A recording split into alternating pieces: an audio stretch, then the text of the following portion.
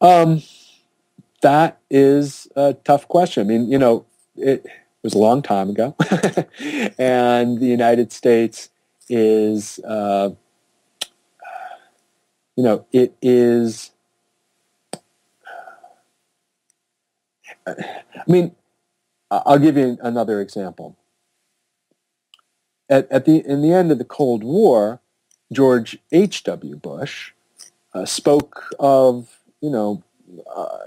U.S. support for a much larger kind of European architecture that would include the Soviet Union and then, after the Soviet Union collapsed, Russia. And it imagined that, and this is H.W. Bush's conception, that this would provide the kind of stability that was necessary in the post-Cold War world. And it was an inclusive vision, and it responded to a kind of Republican Party emphasis on geopolitical stability, and it also reflected bipartisan consensus in the United States that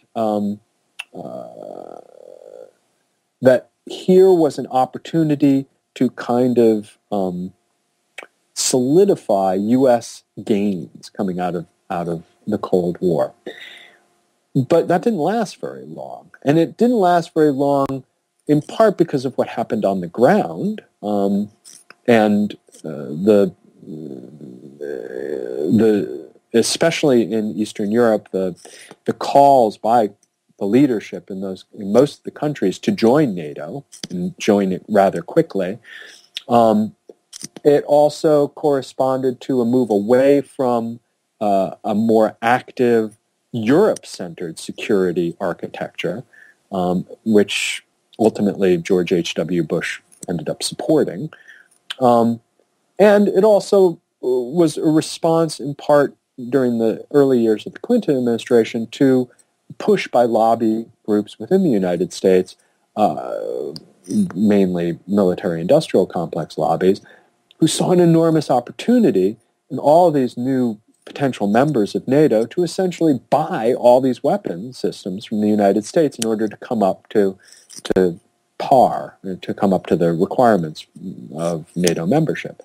I think all these factors kind of pushed the United States to abandon what had been, from my point of view, quite a good and sensible approach to the disintegration of the Soviet Union and the end of the Cold War, and to a much more, shall we say,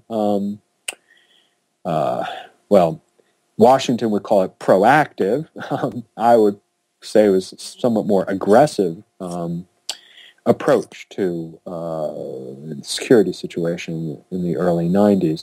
In other words, the landscape changed rather dramatically into 1995, and the U.S.